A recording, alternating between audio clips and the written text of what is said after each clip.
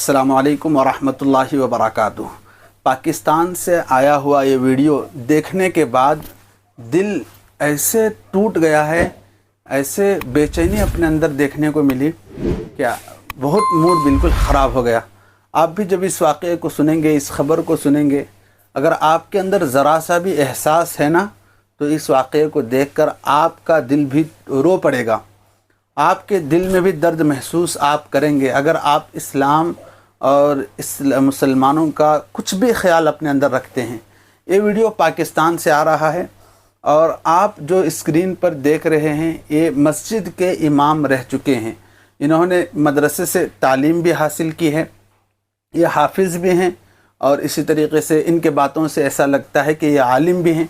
और इनके जो मुक्तदी हैं, यानी ये कई साल एक बहुत ही बड़ी मस्जिद में इमामत कर चुके हैं और इनके जो मुक्तदी हैं इनका मानना है कि ये बहुत अच्छे हाफिज़ थे और अच्छी तबीयत वाले थे और इसी तरीके से अच्छे मुक़र्रिर भी थे, अच्छा बयान भी कर लेते थे, इनका बयान लोग सुनते भी थे। लेकिन आज अचानक से ये क्या हो गया, पूरी की पूरी दुनिया इनकी बदल गई है। क्या बदल गई है कि ये इमामत छोड़कर, मैं वो अल्फाज अपनी ज़बान पर नहीं लाना चाहता लेकिन समझाने के लिए लाना चाह रहा हूँ कि इन्होंने इमामत छोड़ दी और इमामत छोड़ने के लिए मस्जिद के जो ज़िम्मेदार हैं उनसे इन्होंने जो अपना एक मजबूरी इन्होंने ये रखी थी कि मैं बैरून मुल्क को जाना चाहता हूँ, यानी बाहर सफ़र जा रहा हूँ मैं बाहर मुल्क को, तो मैं अब इमामत छोड़ने वाला हूँ। ये कहकर इन्होंने इमामत तो छोड़ दी, लेकिन कई बरस गुज़रने के बाद जब इनके मुक्तदियों ने इनको इस हाल में देखा तो ताज्जुब में पड़ गए। आप भी सुनकर ताज्जुब में पड़ेंगे कि ये इमामत छोड़कर बाहर देश नहीं चले गए, बैरून मुल्क किसी काम के लिए नहीं गए, बल्कि इन्होंने इमामत को छोड़ने के बाद अपने आप को हिजड़ों की फ़हरिस्त में दाखिल कर लिया। नऊज़ बिल्लाह, कैसा समझ में नहीं आ रही है बात, आपको कैसे समझाऊँ मैं। इन्होंने अपने आप को हिजड़ों की फ़हरिस्त में दाखिल कर लिया और इनके मुक्तदी जब इनको पहचान लिए और देखा कि हमारे इमाम साहब ये, तो अब उनसे जब बातचीत हुई तो ये वीडियो आप ज़रा देख लें पहले, इसके बाद इस वीडियो के बारे में आगे मैं इंशाल्लाह मुकम्मल बात करूँगा।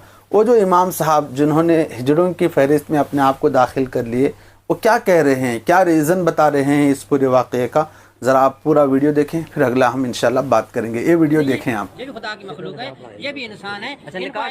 इनको इस तरह इतनी बुरी नज़र से क्यों देखा जाता है? गलत चीज़ है ये हमारी सोसाइटी से नहीं है। वही मैं कह रहा हूँ, कितने निकाह पढ़ाए हैं? बेशुमार निकाह पढ़ाए हैं। अच्छा, ये भी अल्लाह की मखलूक है, इनकी भी कोई इज्जत है, इनका भी कोई वकार है। इनको जनाजे भी पढ़ाए हैं आपने? बेशुमार जनाजे पढ़ाए हैं। दुआ कुनूत सुनाओ जरा।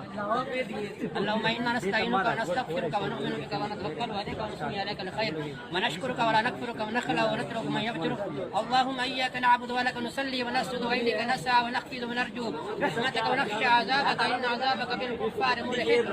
अल्लाह कहता है कि अगर मुझसे मिलना चाहते हो, अल्लाह कहता है अगर मुझसे मिलना चाहते हो, मुझसे दोस्ती करना चाहते हो, तो मेरी मखलूक से दोस्ती करो, मेरी मखलूक से प्यार करो। हमारी दोस्ती है, हमें आपका कोई वकील है?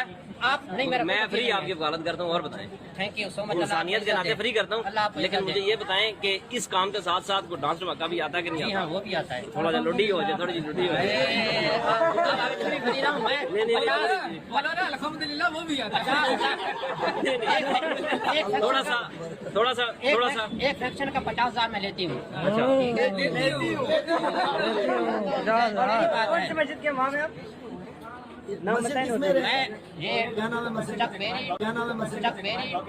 अच्छा, मुझे ये बताएं कि हमाम, आप मेरी बात सुने ना, हमाम मस्जिद रहे हैं, उधर ज्यादा पैसा कमाया या इधर फंक्शन करके ज्यादा पैसा कमाया? उसमें तो सिर्फ जिल्लत है। जिल्लत है, ठीक है जी। जो उलमाए किराम हैं वो जलील हो रहे हैं। अच्छा। अवाम उन्नास उनकी कोई जो है उनकी कोई इज्जत आबरू नहीं है। अच्छा। तनख्वाह 15 से 17,000 अवाम हमारी देती है। इसलिए आपने सोचा कि ये काम ठीक है और कोई उनकी इज्जत नहीं है, उनका कोई वकार नहीं है। थोड़ा सा डांस करके दिखाएं। उनको लोग जो है वो बदनजरी से देखते हैं और लोग कहते हैं कि ये हमारी कमी है। थोड़ा सा डांस करके हालांकि 11 साल जिसने किताबें पढ़ी हैं, जिसने कुरान हिफ्ज़ किया है, उसकी कोई वकार नहीं है। मैं हाफिज़ कुरान 11 साल किताबें पढ़ी हैं मैंने। ठीक है, तो डांस थोड़ा सा दिखाओ ना, किस तरह? मैं लोगों के रवैयों से तंग आया کہ اتنا علم پڑا، میرے سٹیٹس کا کوئی مقرر نہیں ہوگا، آپ جہاں سے مرضی آپ لیں، میرے ساتھ مقابلہ کروا لیں. ٹھیک ہے، ٹھیک ہے جی. تو آپ لوگوں نے ویڈیو دیکھا کہ کس طرح انہوں نے امامت چھوڑ کر ہجڑوں کی فہرست میں اپنے آپ کو داخل کر لیے. انہوں جو ریزن بتا رہے ہیں وہ ریزن بالکل صحیح ریزن ہے، یعنی ایسے نہیں کہنا چاہ رہا ہوں میں، لیکن جو حقیقت ہے اس کو چھپانا بھی نہیں چاہیے. یہ تو پھر بھی کہہ رہے ہیں کہ اتنے سال مدرسے میں پڑھنے کے بعد اور قوم کا رہبر اور قوم کا دکھ دل میں رکھ کر مسجدوں میں آنے کے بعد اماموں کے ساتھ کیا ہوتا ہے، 10-15 ہزار روپے دیتے ہیں اور ان کو غلام بنایا جاتا ہے. یہ کہہ رہے ہیں. یہ تو پھر بھی پاکستان کی بات ہے کہ 10-15 ہزار روپے کی بات کر رہے ہیں. ہمارے علاقوں میں تو چاہے کتنا بھی بڑا عالم ہو، 10 سال پڑھے، 15 سال پڑھے، حافظ بھی، عالم بھی، مفتی بھی، قاری بھی، سب کرنے کے بعد پھر 5,000 یا 6,000 روپے ان لوگوں کی تنخواہ رہتی ہے.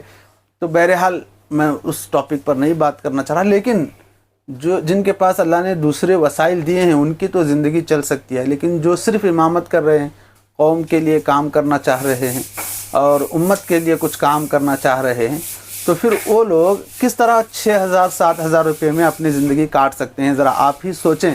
جو ذمہ دار ہیں اور جو مدارس کے، مساجد کے XYZ جو بھی دینی اعتبار سے ذمہ دار کہلانے والے لوگ ہیں، وہ ذرا بیٹھ کر سوچیں کہ آپ کی زندگی 6-7 ہزار روپے میں چل سکتی ہے.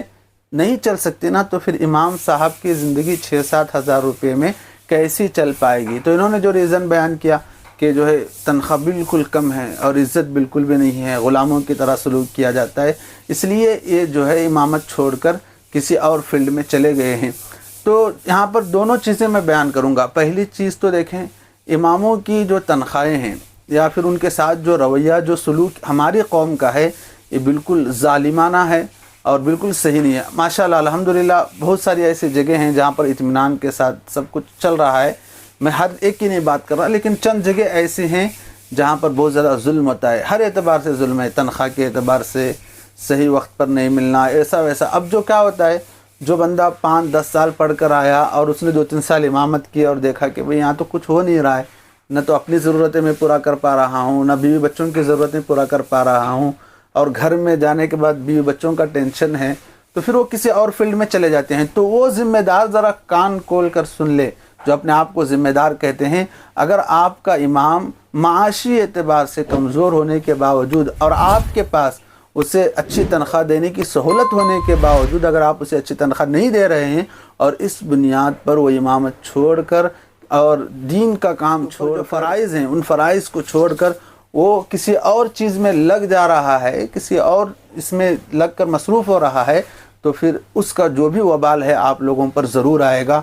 اس سے آپ ضرور بچنے کی کوشش کریں. تو یہ تھا ذمہ داروں کے لیے بات. اور دوسرا، یہ جو صاحب کیے ہیں کہ بھئی امامت چھوڑ کر انہوں نے جو راستہ اختیار کیا، یہ تو انہوں نے بالکل ہی غلط کام کیا ہے. ایسا انہیں بالکل نہیں کہنا چاہیے.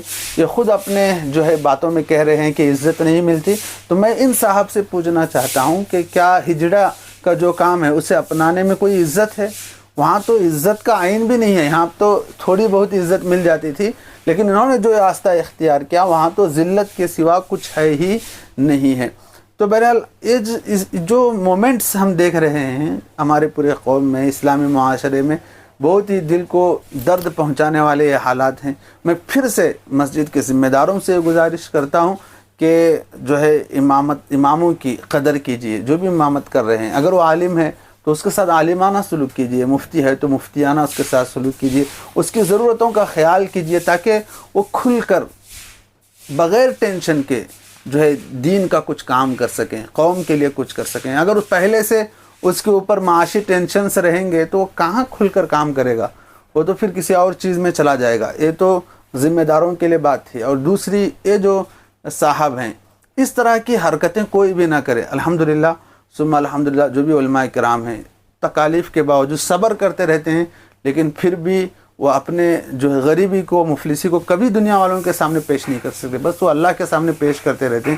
لیکن کچھ چند ایسے بندے نکل کر آ جاتے ہیں، انہیں بھی ایسا نہیں کرنا چاہیے. اللہ ہم سب کو صحیح سمجھ کی توفیق نصیب فرمائے.